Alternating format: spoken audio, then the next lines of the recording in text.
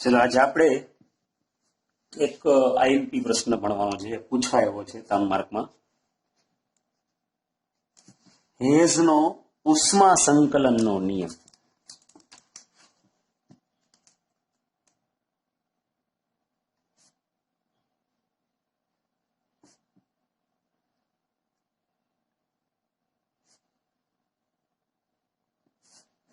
હેઝનો ઉષ્મા સંકલનનો નિયમ કે ભાઈ એક પ્રણાલી છે,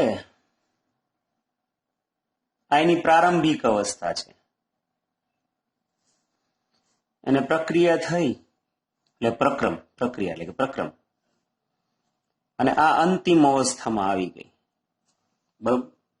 તો આપણને બધાને ખબર છે કે એન્થાલ્પી છે એ અવસ્થા વિધેય છે, એટલે કે આ પ્રક્રિયક છે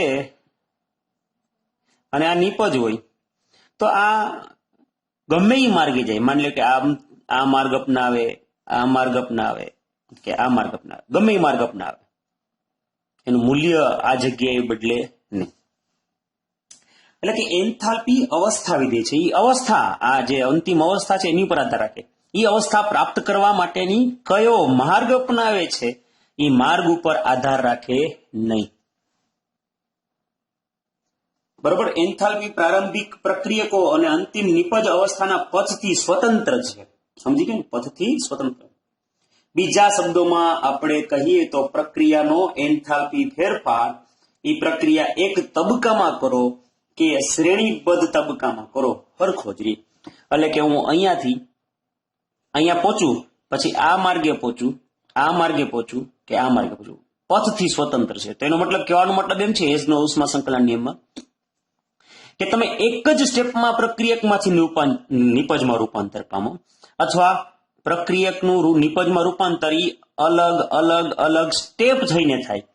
તો ઈ બે, એક સ્ટેપમાં જે ઉષ્માનો ફેરફાર હોય અને આટલા બધા સ્ટેપમાં જે ઉષ્માનો ફેરફાર હોય, ઈ બે કેવો હોય તો કે સમાન હોય. બસ આનું જ નામ છે હેઝનો ઉષ્મા સંકલનનો નિયમ. શું કહે છે આપને કે જો પ્રક્રિયા જુદા જુદા તબક્કામાં થતી હોય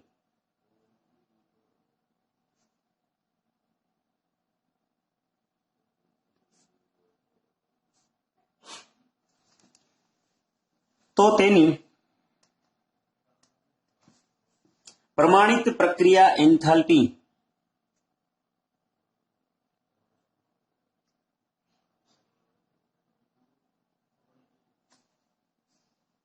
પ્રક્રિયાના મધ્યવર્તી તબક્કાની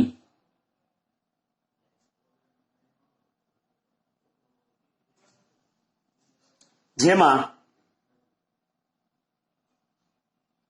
એકંદરે પ્રક્રિયા સમાન તાપમાને વિભાજિત કરી શકાતી હોય,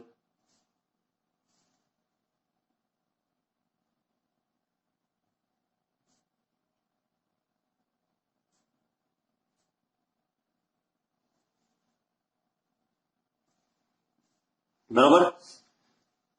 તેમાં તેમની એન્થાલ્પીનો સરવાળો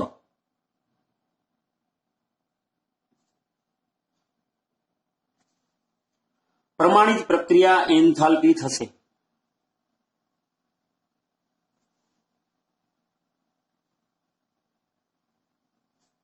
આ થોડાક અઘરા શબ્દો વાપર્યા. શું કહે છે કે જો પ્રક્રિયા જુદા જુદા તબક્કામાં થતી હોય તો તેની પ્રમાણિત પ્રક્રિયા એન્થાલ્પી પ્રક્રિયાના મધ્યવર્તી તબક્કાની જેમાં એકંદરે એક સ્ટેપમાં પ્રક્રિયા સમાન તાપમાને વિભાજિત કરી ગણી શકાતી હોય તો તેમાંની એન્થાલ્પીનો સરવાળો પ્રમાણિત પ્રક્રિયા એન્થાલ્પી થશે.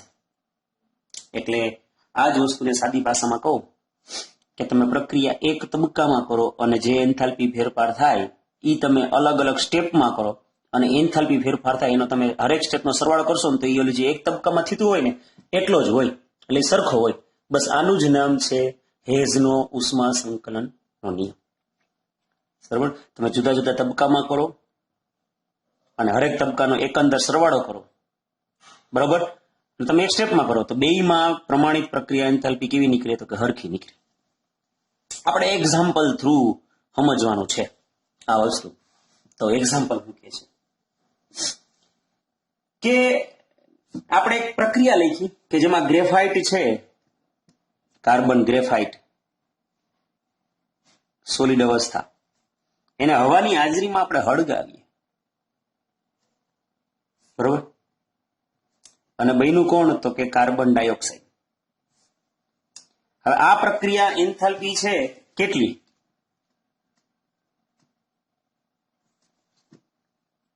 બરોબર.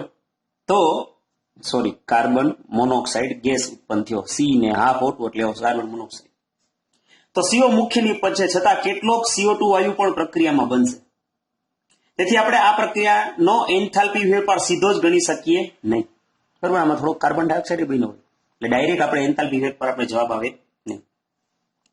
જો આપણે એવી કોઈ પ્રક્રિયા શોધીએ કે જેમાં સંબંધિત સ્પીસીસ સંકળાતી હોય, એટલે કે આમાં જે બને છે એ બધી વસ્તુમાં સંકળાતી હોય, અને એ પ્રક્રિયાના એન્થાલ્પી ફેરફાર ગણીએ અને એની ઉપરથી આ વસ્તુ મેળવીએ, બરોબર. તો ટ્રાય કરીએ આપણે આ એક્ઝામ્પલને જ. આ એક સ્ટેપમાં કામ કર્યું છે આપણે કે ભાઈ આ કાર્બન ગ્રેફાઇટ સોલિડ, એને તમે હવાની હાજરીમાં હળગાવો, બરોબર. એટલે શું બન્યું? તો કે કાર્બન ડાયોક્સાઇડ ગેસ. હવે આ જે સમીકરણ છે એ સમીકરણનો એન્થાલ્પી ફેરફારનું મૂલ્ય છે આપણી આગળ -393.5 કિલો જૂલ પ્રતિ મોલ. આના સમીકરણ નંબર આપી દે 1. રેડી? હવે આ જે કાર્બન મોનોક્સાઇડ છે ઈ ઓક્સિજન હારે પ્રક્રિયા કરી લે અને બનાવે કાર્બન ડાયોક્સાઇડ, બરોબર. તો આની પ્રક્રિયા એન્થાલ્પીનું મૂલ્ય છે શું છે? તો કે -283.0 કિલો જૂલ પ્રતિ મોલ, બરોબર.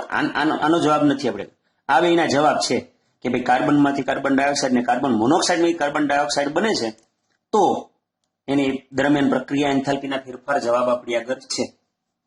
સમજાણું? આને આપણે સમીકરણ નંબર આપી દીધું 2. હવે આપણે ઉપરની બંને પ્રક્રિયાને એવી રીતે સંયોજીએ કે ઈચ્છિત પ્રક્રિયા મળે કે 1 મોલ કાર્બન મોનોક્સાઇડને જમણી બાજુ એટલે કે નિપજ બાજુ મેળવવા માટે સમીકરણ 2 ને પ્રતિવર્તી રીતે લખીએ, આપણે ઉથમું લખીએ સમીકરણ નંબર 2 ને ઉથમું, કારણ કે આપણે નિપજ તરીકે કાર્બન મોનોક્સાઇડ જોઈએ છીએ. તો ઉથમું લખું સમીકરણ 2 ને.